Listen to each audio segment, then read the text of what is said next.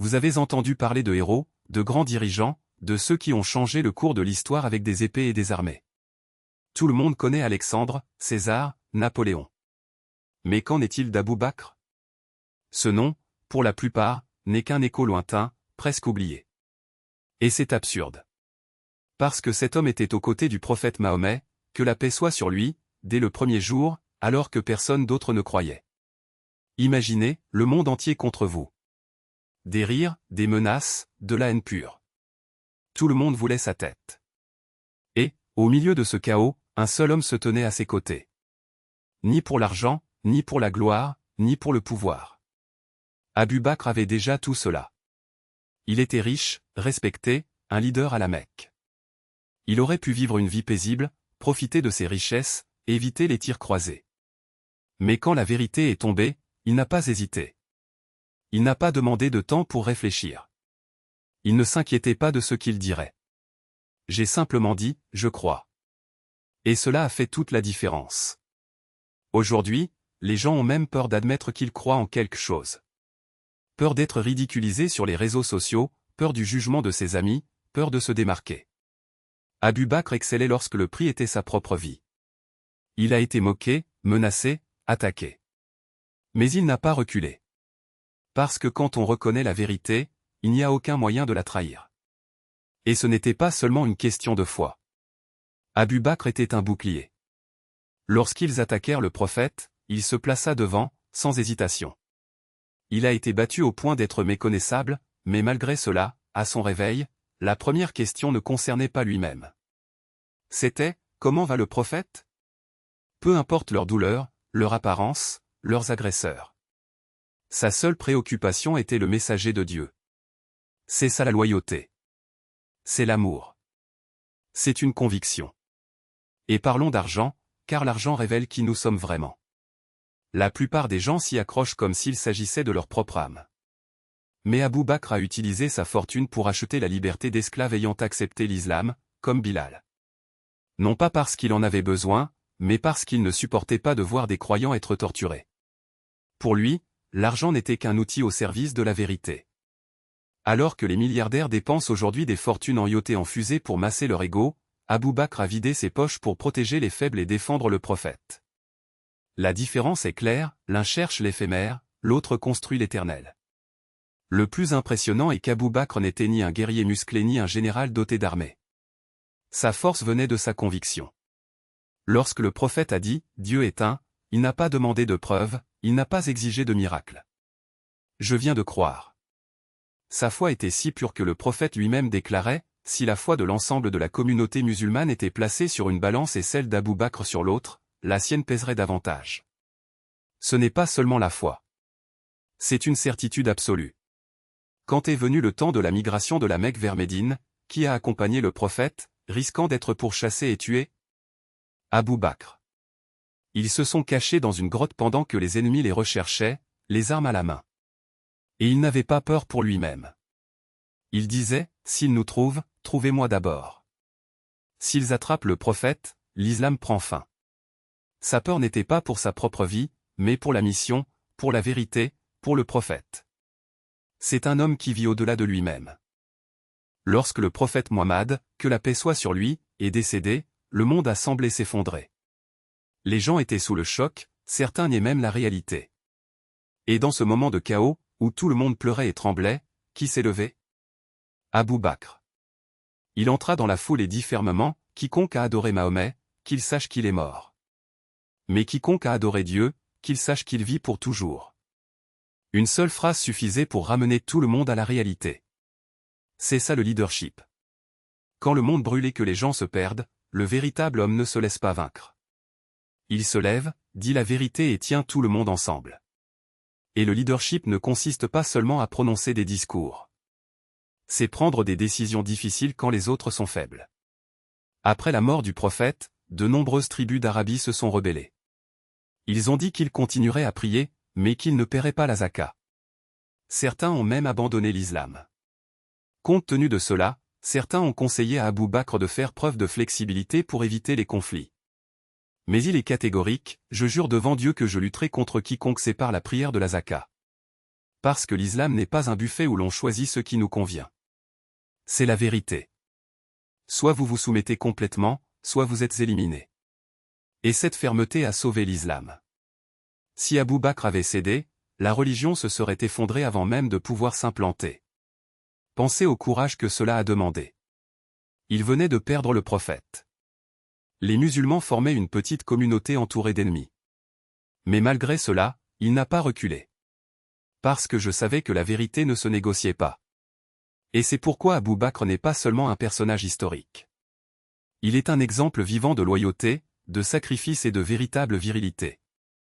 Alors que le monde nous pousse à devenir de fausses idoles ou des influenceurs vides de sens, des politiciens menteurs, des hommes qui louent des voitures pour simuler le succès, Abou Bakr nous montre ce qui compte vraiment, défendre la vérité, même si le monde entier est contre vous. Lui avant tout. Il n'y avait pas de place pour le doute, ni pour le froid calcul des intérêts. Abou Bakr n'a pas pesé le pour et le contre comme un commerçant dans un bazar, il a agi comme s'il n'avait pas le choix, car la vérité n'est pas une option, c'est une obligation. Et c'est précisément cette certitude inébranlable qui manque à l'homme moderne. Nous vivons à une époque d'indécision chronique, où même les croyances les plus fondamentales sont négociables. Vous croyez en quelque chose aujourd'hui, mais demain, face à un like en moins ou à un regard de désapprobation, vous êtes prêt à reculer. Abou Bakr ne l'a pas fait. Il n'a pas reculé lorsque toute la tribu l'a traité de fou, il n'a pas reculé lorsque ses propres proches l'ont abandonné, il n'a pas reculé même lorsque la mort semblait certaine. Parce que la foi, pour lui, n'était pas un accessoire, c'était l'air même qu'il respirait. Et voyez comment cette sincérité s'est traduite en action. Alors que beaucoup d'entre nous se contentent de gestes vides de sens ou publier un hashtag, partager une vidéo de motivation, prononcer un discours passionné en ligne, Abou Bakr a transformé chaque mot en mouvement. Lorsque la rébellion des tribus menaça de déchirer la Oumma peu après la mort du prophète, que la paix soit sur lui, il n'hésita pas. Il n'a pas convoqué de réunions interminables, il n'a pas attendu le consensus, il n'a pas sous-traité la responsabilité. Il a déclaré, si nous ne combattons pas, l'islam sera effacé. Et il envoya Khalid ibn al-Walid, qu'Allah l'agrée, pour rétablir l'ordre. Pas avec une armée de mercenaires, mais avec des hommes qui croyaient à la même vérité que lui. Des hommes qui ne se sont pas battus pour la gloire, mais pour quelque chose de plus grand qu'eux-mêmes. Combien d'entre nous aujourd'hui auraient le courage d'agir ainsi? Combien auraient le courage de penser ainsi?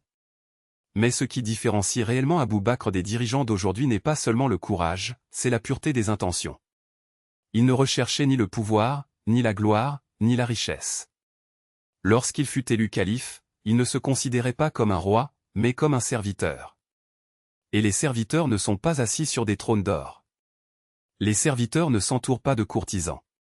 Les serviteurs ne font pas perdre de temps aux gens avec des discours vides de sens. Abou Bakr gouvernait comme il vivait, avec simplicité. Alors que les dirigeants actuels transforment le pouvoir en un spectacle de vanité au manoir, avions à réaction, gardes de sécurité armés jusqu'aux dents, il transportait des tissus au marché pour subvenir aux besoins de sa famille. Alors que les hommes politiques remplissent leurs poches d'argent public, ils refusent même le salaire du califat, affirmant « ce dont j'ai besoin, je le pourvois moi-même ». Alors que les dirigeants se cachent derrière des murs et des protocoles, il arpentait les rues comme n'importe quel citoyen, sans crainte, sans arrogance. Parce que pour Abou Bakr, diriger n'était pas un privilège, c'était un fardeau. Un fardeau qu'il a porté non par ambition, mais par amour. Et cet amour n'était pas abstrait. C'était concret, tangible, visible dans chaque geste. Lorsque le prophète, que la paix soit sur lui, est décédé, beaucoup sont tombés dans le désespoir. Certains ont même douté du message. Mais Abou Bakr monta en chair et dit, « Quiconque adorait Muhammad, faites-lui savoir que Muhammad est mort. Mais quiconque adorait Allah, faites-lui savoir qu'Allah est vivant et ne mourra jamais. » Des mots simples, mais qui ont sauvé la foi de toute une nation. Il n'a pas seulement pleuré à cause de la perte d'un ami, il a pleuré à cause de la perte du messager d'Allah. Et pour autant, il ne se laissa pas paralyser par la douleur. Il a transformé la tristesse en force, la perte en but. Combien d'entre nous, face à l'adversité, cèdent au désespoir? Combien d'entre nous ont abandonné au premier obstacle, au premier échec, à la première déception? Abou Bakr nous enseigne que la vraie force ne consiste pas à ne jamais tomber, mais à se relever toujours pour la bonne cause. Et voici la leçon la plus profonde, Abou Bakr n'était pas parfait. Il a fait des erreurs, il a eu des doutes, il a eu peur. Mais il n'a jamais laissé ses défauts le définir. Il était humain et c'est précisément pourquoi son exemple est si puissant. Parce qu'il n'était pas un super-héros. C'était un homme ordinaire qui a choisi d'être extraordinaire. Un homme qui, confronté au choix entre ce qui était facile et ce qui était juste, a toujours choisi ce qui était juste. Même quand le bon était seul. Même quand ce qui était juste était dangereux. Même lorsque le bien exigeait des sacrifices. Alors je demande, qu'est-ce que tu attends? Un miracle peut-il tomber du ciel et transformer votre vie? Que quelqu'un vienne vous dire quoi faire, comment agir, que croire? Abou Bakr n'a pas attendu. Il a vu la vérité et s'y est accroché bec et ongle. Il vit le prophète, que la paix soit sur lui, et le suivit sans hésitation.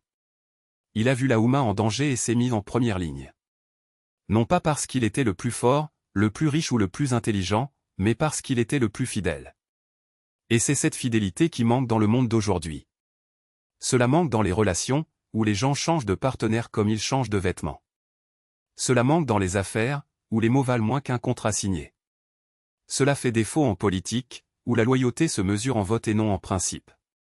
Cela nous manque, à nous qui échangeons nos valeurs contre des likes, notre dignité contre du confort, notre foi contre de la commodité. Abou Bakr n'était pas un homme de son temps. C'était un homme en avance sur son temps. Et le plus ironique est que, des siècles plus tard, nous sommes toujours en train de courir pour rattraper notre retard. Parce que la grandeur ne vieillit pas. La vérité ne perd pas sa valeur. Et la loyauté, cette loyauté incassable, qui n'exige rien en retour est la chose la plus rare et la plus précieuse qui soit. Donc, si vous voulez être un vrai homme, ne cherchez pas de modèle sur les réseaux sociaux. Ne vous laissez pas inspirer par ceux qui ont plus de followers, plus d'argent ou plus de pouvoir. Inspirez-vous de ceux qui ont le plus de caractère. Laissez-vous inspirer par Abou Bakr. Car en fin de compte, l'histoire ne se souvient pas des riches, des célèbres ou des puissants. Elle se souvient de ceux qui lui ont été fidèles. De ceux qui étaient fidèles. De ceux qui, même seuls, n'ont jamais reculé. Et si vous voulez laisser votre empreinte sur le monde, commencez par là, soyez fidèles. Soyez fidèles. Et ne négociez jamais la vérité. C'est le secret. Et je le dis clairement, tout homme qui regarde cela doit apprendre d'Abou Bakr. Arrêtez de courir après les likes. Arrêtez de vous soucier de qui pense que vous êtes cool. Soyez fidèles à la vérité. Défendez-la quand elle est impopulaire. Laissez votre ego de côté, soyez humble mais inébranlable. Protégez les personnes que vous aimez, sacrifiez-vous pour ce qui compte vraiment. C'est ce qui fait de toi un homme. C'est ce qui vous rappelle. Abou Bakr n'avait pas besoin de crier qu'il était fort. Il était fort. En action, en foi, en loyauté. Et pour cela, son nom reste éternel. Donc, en conclusion, Abou Bakr n'était pas seulement un compagnon. Il n'était pas seulement le premier calife. Il n'était pas seulement l'ami le plus proche du prophète. Il était la définition de la loyauté, du courage et de l'humilité. L'homme qui a tout abandonné pour la vérité et, en retour, Allah lui a donné une place dans l'histoire qui ne sera jamais effacée. Vous voyez, la plupart des gens vivent en essayant de se souvenir de leurs bêtises. Ils veulent la gloire, ils veulent être sous les projecteurs, ils veulent que les gens parlent d'eux. Mais Abou Bakr ne recherchait rien de tout cela. Il recherchait l'agrément d'Allah. Et c'est pour cela qu'on se souviendra de lui pour toujours. Pas avant 2 ans, ni 10 ans, mais pendant 1400 ans et ce n'est pas fini. C'est un héritage. Et voici la leçon pour vous, la vraie force ne réside pas dans vos muscles. C'est votre conviction. La vraie loyauté ne consiste pas à dire « je suis avec toi » quand c'est facile. C'est rester ferme quand le monde se retourne contre vous. La vraie humilité ne consiste pas à faire semblant d'être modeste pour obtenir des likes. C'est le vivre quand personne ne regarde. Abou Bakr a tout vécu. Si tu veux être un homme, regarde-le. Si vous voulez bâtir un héritage, regardez-le. Si vous voulez protéger quelque chose de plus grand que vous, regardez-le. C'est le protecteur de l'islam, c'est Abou Bakr. Et son histoire n'est pas seulement un récit du passé. C'est un manuel de masculinité.